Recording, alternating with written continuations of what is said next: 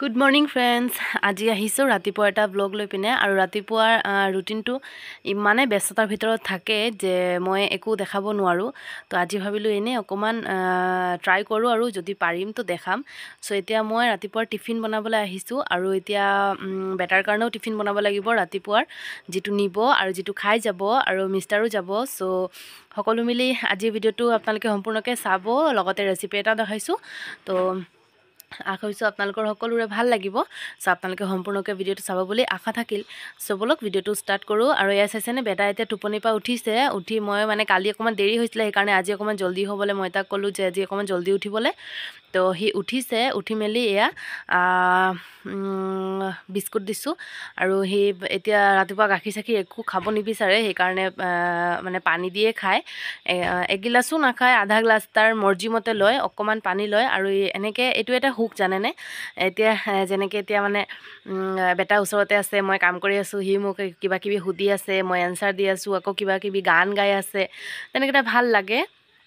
মানুহে বহুত চেষ্টা কৰিও সেই সুখটো নাপায়, কিন্তু কেতিয়াবা খং উঠে বাৰু। যেতিয়া কামৰ যেতিয়া প্ৰেছাৰ অকণমান বেছি থাকে, তেতিয়াতো খং উঠে, ইমান কেলে কথা কোৱা, ইমান কথা নক'বা, এনেকৈ মই কওঁ। কিন্তু মানে ভালো লাগে কেতিয়াবা, ভাবোঁ এনেকৈ সি যেতিয়া নাথাকে তেতিয়াহে মিছ কৰোঁ। চ' এয়া মই ৰাতিপুৱাৰ টিফিন বনাইছোঁ। আৰু ৰাতিপুৱা এনেকৈ কিবা এটা মানে ভাল বনাই যেতিয়া মানে মানুহজনক বা নিজৰ ল'ৰাটোকেই হওক, নিজৰ বাচ্চাকে হওক, যদি খুৱাই পঠিওৱা হয়, মানে নিজৰ দিনটোলৈ নিজৰ মনটোৱে কিবা এটা মানে ছেটিছফেকশ্যন লাগে, মানে শান্তি শান্তি লাগি থাকে যে কিবা এটা খুৱাই পঠিয়াইছোঁ বুলি, মানে দিনটোলৈ ভাল লাগি থাকে আৰু মনটো। তো সেয়াই আজি বনাই আছোঁ এনেকৈ একদম নৰ্মেল টাইপৰ পোলাও বনাইছোঁ, একদম চিম্পুলকৈ। মানে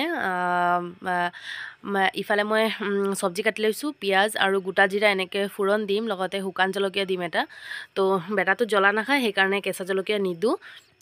আৰু এইফালে কাটি লৈছোঁ চব্জি কাটি লৈছোঁ। মানে ইয়াত আছে দাংবডি আৰু লগত আছে টমেটো, আৰু বেছি একো চব্জি নিদিওঁ, কাৰণ বেটা আকৌ চব্জি চালেই চিঞৰি থাকিব। চ' সেইকাৰণে মই এনেকৈ দি দিছোঁ যাতে কালাৰফুল হয় অকণমান।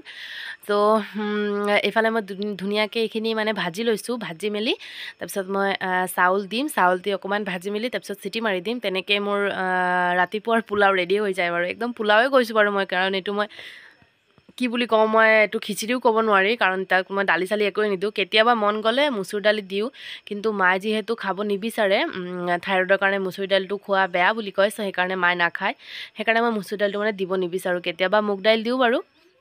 তো এতিয়া মই সকলো ভাজি মেলি একেলগে চব্জি পাচলিকেইটাও একেলগে মই ভাজি লৈছোঁ। ভাজি মেলি তাৰপিছত চাউল দি চিটি মাৰি ল'ম। মই ক'লোৱে বাৰু এবাৰ, আকৌ কৈ দিছোঁ।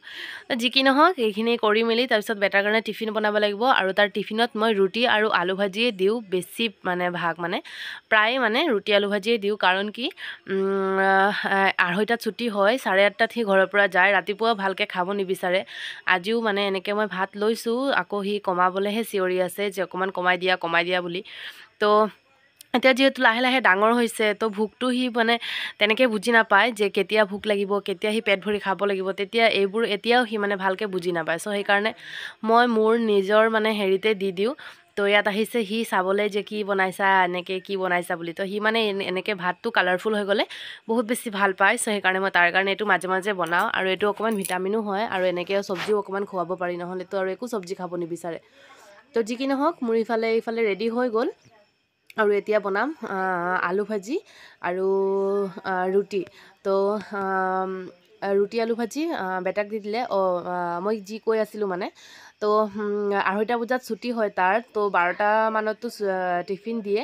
চ' তেতিয়া মানে ভাবোঁ যে পেট ভৰি খাই দিলে তেতিয়া মানে অকণমান শান্তি আৰু। চ' মই এনেকৈ ৰুটি বনালোঁ। ৰুটি বনোৱা পেনটোতে মই অকণমান শুকান ৰুটিয়ে মই তাক দিছোঁ বাৰু। দি পিনে সেই পেনটোতে অকণমান এটামান আলু ভাজি পিনে মই তাক ইয়াতে দি দিম। তো ৰুটিকেইটা মই এনেকৈ সৰু সৰুকৈ কাটি দিম। তো কাৰণ কি তেতিয়া তাৰ মানে ছিঙি খাবলৈ অকণমান সুবিধা হয়। আৰু গোটাকৈ এনেকৈ ৰুটি দিলে মানে ফ'ল্ড কৰি দিলে বেছিকৈ মানে শকত হৈ যায়, তো দিবলৈ অসুবিধা হয়। চ' এইফালে মোৰ হেল্পাৰ বহুত হৈ গৈছে, ইফালে বেটাও আহিছে, তো মিষ্টাৰো আহিছে। মোৰ আলু ভাজি হোৱাই নাই বাৰু, মই ৰুটি এনেকৈ ঠাণ্ডা হৈ যাব সেইকাৰণে মই ভিতৰতে সোমাই থৈ দিছোঁ। তাৰপিছত ৰুটি হ'ব, আলু ভাজি হ'ব, তাৰপিছত মই আকৌ আলু ভাজি দি পিনে ৰুটি দিম। তো এইফালে মই আলু ভাজিও চাইছোঁ, এইফালে টিফিন ৰেডি কৰিছোঁ, ইফালে সকলোৰে কাৰণে মানে কি মিষ্টাৰ আৰু বেটাৰ কাৰণে ভাতো বাঢ়ি দি দিছোঁ। চ' এনেকৈ কৰি মেলি ৰাতিপুৱাটো পাৰ হয় আৰু।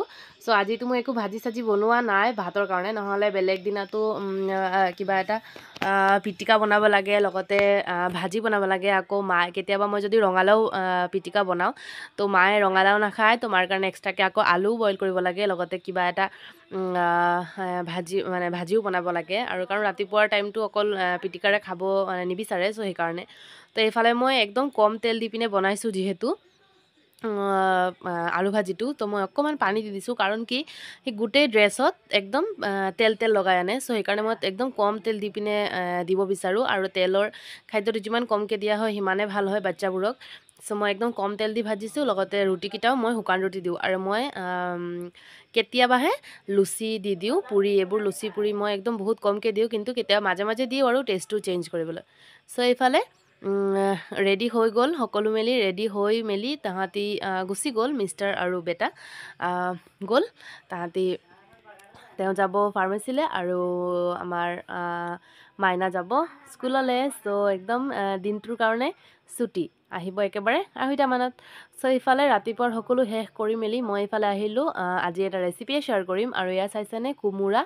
চ' কোমোৰাটো আমাৰ মানে এনেকৈ আমি কাটিব নাপায়। চ' মই এনেকৈ খুৰাক ক'লোঁ যে কাটি দিবলৈ, খুৰা এনেকৈ একফাল কৰি দি দিয়ে, তাৰপিছত মই কাটি ল'ব পাৰিম। তো এইফালে খুৰাই মোক কাটি দিলে। চ' মই এইখিনি ধুনীয়াকৈ এতিয়া কাটি ল'ম। এয়া চাইছেনে, একদম মানে বহুত ধুনীয়াকৈ, মোৰ নিজে চাই নিজে মোৰ ভাল লাগিছে বাৰু, বহুত ধুনীয়াকৈ কাটিলোঁ।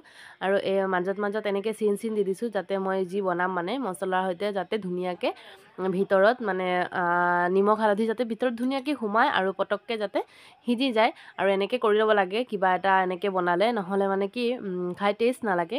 চ' এইফালে মই এইটো কৰি আছোঁ, লগতে আজি বনাম কুন্দুলি। তো কুন্দুলি ইফালে কাটি মেলি সকলো ৰেডি কৰিলোঁ, আৰু ইফালে চাইছেনে একদম ভাজিয়ে লৈছোঁ আৰু। তো আধা আধি ভাজি হৈয়ে গ'ল, তো মই এতিয়া আপোনালোকক দেখাই লৈছোঁ। আৰু যিখিনি কোমোৰা মই কাটিছিলোঁ, কোমোৰাৰ পৰা বাকলি ওলাইছিলে, আৰু বাকলিখিনি যে ইমান মানে কুমলীয়া আছিলে। চ' দেখিবলৈ ডাঙৰ হ'লেও কোমোৰাটো, কিন্তু বাকলিখিনি কুমলীয়া আছিলে। চ' মই এইখিনি এনেকৈ কাটি লৈছোঁ সৰু সৰুকৈ, আৰু লগতে পিঁয়াজ এটা দিলোঁ, তো ভাজি বনাই ল'লোঁ। আৰু এইফালে কোমোৰাৰ কাৰণে মছলাও মানে ৰেডি কৰি লৈছোঁ।